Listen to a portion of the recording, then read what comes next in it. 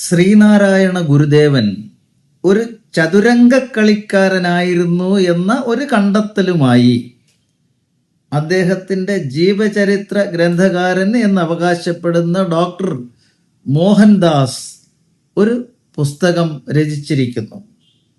ആ പുസ്തകത്തിൻ്റെ പേര് the prophet of one world എന്നാണ്.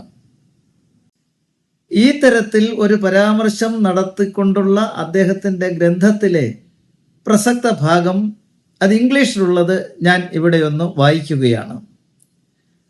One day Gurudevan was called to the palace by the Moolam Tirunal Maharaja and they started playing chess.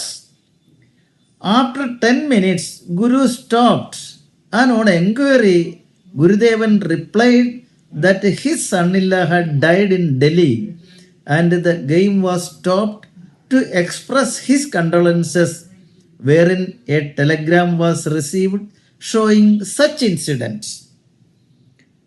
അപ്പോൾ അദ്ദേഹം ഉദ്ദേശിച്ച ആശയം ഏതാണ്ട് ഇപ്രകാരമാണ്.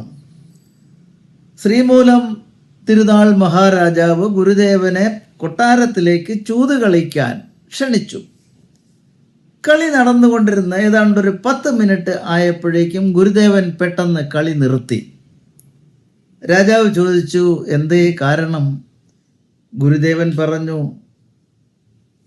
ഹിസ് സണ്ണില്ല ഡൈഡ് എന്നാണ് ഇംഗ്ലീഷിലെ വാചകം. അതിൻ്റെ അർത്ഥം അദ്ദേഹത്തിൻ്റെ സണ്ണില്ല മരിച്ചു എന്നാണല്ലോ. പക്ഷെ ഒരുപക്ഷെ ഇദ്ദേഹം ഉദ്ദേശിച്ചത് രാജാവിൻ്റെ സണ്ണില്ല മരിച്ചു എന്നായിരിക്കുമോ എന്നറിയില്ല. ഏതായാലും സ്വല്പം കഴിഞ്ഞപ്പോഴേക്കും ഒരു മരണം സംഭവിച്ചതിൻ്റെ ടെലിഗ്രാം കൊട്ടാരത്തിൽ എത്തുകയും ചെയ്തു. ഇതാണ് സന്ദർഭം. അപ്പോൾ ഇവിടെ 2 കാര്യങ്ങളാണ്. ഒന്ന്, രാജാവിൻ്റെ കൂടെ ചൂത് കളിക്കാൻ നടക്കുന്ന ഒരാളാണ് ഗുരുദേവനെന്ന്. ഇപ്പോൾ ഗുരുദേവനത് അംഗീകരിച്ച പ്രശസ്തനായ ഒരു ചൂത് കളിക്കാരനാണെന്നാണല്ലോ ഇദ്ദേഹം വരുത്തി തീർക്കുന്നത്. രാജാവ് കൂടെ കളിക്കാൻ ക്ഷണിക്കണമെങ്കിൽ ചൂതുകളിയുടെ അങ്ങേ അറ്റമെത്തിയ അതിപ്രഗത്ഭനായ ഒരു ചൂത് കളിക്കാരനാണെന്ന് വരുത്തി തീർക്കുന്നതാണ് ഇത്. ഈ ചൂതുകളി എന്നത് വളരെ അപകടം പിടിച്ച ഒരു കളിയാണ്. ഓരോ കളി തോക്കുമ്പോഴും പലതും നഷ്ടപ്പെടുമ്പോഴും അടുത്ത കളി ജയിക്കാം, എല്ലാം നേടാം എന്ന വാശിയോട് കൂടിയാണ് ആളുകൾ ഈ കളി കളിക്കുന്നത്. നമ്മുടെ മഹാഭാരതം ഈ തരത്തിലുള്ള കളികളുടെ, ചൂതുകളിയുടെ, ചതുരംഗക്കളിയുടെ അപകടത്തെക്കുറിച്ച് നമ്മളെ ബോധ്യപ്പെടുത്തുന്ന ഒന്നുകൂടിയാണ്.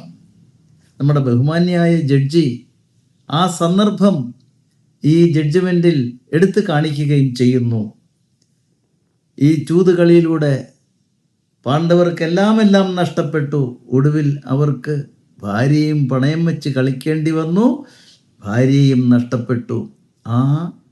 അങ്ങനെയുള്ള ഒരവസ്ഥയിലെത്തിയ പാഞ്ചാലി അനുഭവിച്ച ആ വസ്ത്രാക്ഷേപം എന്ന ആ വലിയ ദുരന്തത്തെക്കുറിച്ചും ബഹുമാന്യായ നമ്മുടെ സബ് ജഡ്ജ് ആശാദേവി തൻ്റെ ജഡ്ജ്മെൻറ്റിൽ പരാമർശിക്കുന്നുണ്ട്. പിന്നെ അദ്ദേഹം ഹിസ് സണ്ണില്ല എന്ന, അതായത് അദ്ദേഹമാണ് പറയുന്നത് ഡൽഹിയിൽ ഒരു മരണം നടന്നു, അതിനെക്കുറിച്ച് പറയുന്നത് ഹിസ് സണ്ണില്ല. അങ്ങനെ നോക്കുമ്പോൾ ഗുരുദേവൻ ഒരു ഗൃഹസ്ഥനായിരുന്നെന്നും ഒരു മകളുണ്ടായിരുന്നെന്നും മകളെ കല്യാണം കഴിച്ചയാൾ ഡൽഹിയിൽ മരണപ്പെട്ടു എന്നും ഒക്കെ ഗുരുദേവൻ പറഞ്ഞതായിട്ടും ഒക്കെ വരും. ഏതായാലും ഇതെഴുതുന്നത് ചില്ലറക്കാരനല്ല, അതാണ് നമ്മൾ മനസ്സിലാക്കേണ്ടത്. അദ്ദേഹം ഡോക്ടറാണ്, ഫോറൻസിക് മെഡിസിനിൽ MD-യും ജനറൽ സർജറിയിൽ MS-ഉമുള്ള അതിപ്രഗത്ഭനായ ഒരു ഡോക്ടർ.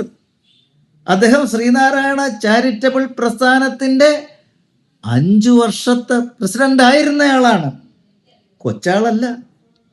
അപ്പോൾ ശ്രീനാരായണ ഗുരുദേവൻ്റെ ആരാധനാ വൃന്ദങ്ങളിൽ, അദ്ദേഹത്തിൻ്റെ മഹത് പ്രസ്ഥാനങ്ങളിൽ അദ്ദേഹത്തെ അറിയുകയും അദ്ദേഹത്തിൻ്റെ ആ പഠനങ്ങളെ, ഉപദേശങ്ങളെ പിന്തുടരുകയും ചെയ്യുന്ന ലക്ഷോപലക്ഷം ജനങ്ങളുടെ മനസ്സിൽ ഒരു കനത്ത പ്രഹരമേൽപ്പിച്ചുകൊണ്ടാണ് തൻ്റെ ഈ ഗ്രന്ഥം പുറത്തു വന്നിരിക്കുന്നത്. ആദ്യം ഫസ്റ്റ് എഡിഷൻ മൊത്തം പുസ്തകങ്ങളും വിറ്റു. പക്ഷെ രണ്ടാമത്തെ എഡിഷൻ വന്നപ്പോൾ അദ്ദേഹം ഈ വിവാദ പരാമർശങ്ങളൊക്കെ ഒഴിവാക്കി.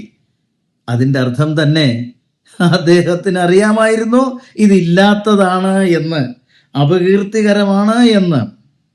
അപ്പോൾ ഇവിടെ ഈ ശ്രീനാരായണ ചാരിറ്റബിൾ ട്രസ്റ്റിൻ്റെ പ്രസിഡൻ്റായിട്ടുള്ള ശ്രീ ആർ സുജിത് കുമാറും മറ്റൊരു ഗുരുദേവ ഭക്തനായ PS അമൃതലാൽ റോയിയും advocate Balagovindan, advocate M Anilkumar തുടങ്ങിയ അഭിഭാഷകരിലൂടെ ഫയൽ ചെയ്ത കേസിലാണ് തിരുവനന്തപുരം സബ് കോടതി ജഡ്ജിയായ ആശാദേവി ഒരു ഉഗ്രൻ വിധിന്യായം പുറപ്പെടുവിച്ചിരിക്കുന്നത്. അപകീർത്തികരമായ ഈ പ്രസ്താവന നടത്തിയതിലൂടെ, അത് പ്രസിദ്ധീകരിച്ചതിലൂടെ, അത് വിളംബരം ചെയ്തതിലൂടെ, കോപ്പികൾ നൂറുകണക്കിന് കൈമാറ്റം ചെയ്തതിലൂടെ ഈ ശ്രീനാരായണ ചാരിറ്റബിൾ ട്രസ്റ്റിനും മറ്റുമുണ്ടായ ആ അപകീർത്തിയുടെ ഒരു നഷ്ടപരിഹാരം എന്നുള്ള നിലയിൽ 21 ലക്ഷം രൂപ ഈ ട്രസ്റ്റിന് നൽകുവാനാണ് സബ് കോടതി വിധിച്ചിട്ടുള്ളത്. ഏതായാലും നമ്മുടെ ഈ കൊച്ചു കേരളത്തിൽ അത്യുജ്വലനായ ഒരു ആധ്യാത്മിക പുരുഷനെ അപകീർത്തിപ്പെടുത്തിയ, അദ്ദേഹത്തിൻ്റെ പ്രസ്ഥാനങ്ങളെ അപകീർത്തിപ്പെടുത്തിയവർക്ക് തക്കതായൊരു ശിക്ഷ നൽകുവാൻ നമ്മുടെ നിയമ സംവിധാനത്തിന് കഴിഞ്ഞു. ഈ ഗ്രന്ഥത്തിനെതിരെ കേസ് കൊടുക്കാൻ തയ്യാറായ ആ മഹത് വ്യക്തികളെയും ആ കേസ് ഗംഭീരമായി നടത്തി വിജയിപ്പിച്ച അഡ്വക്കേറ്റ് M ബാലഗോവിന്ദൻ, M സുനിൽകുമാർ തുടങ്ങിയ അഭിഭാഷകരെയും നമുക്ക് അഭിനന്ദിക്കാം. ഈ തരത്തിലുള്ള തെറ്റായ പ്രവണതകൾ ഇനി ഇവിടെ ഉണ്ടാകാതിരിക്കാൻ ഇത് സഹായകരമായിരിക്കും എന്ന് നമുക്ക് വിശ്വസിക്കാം.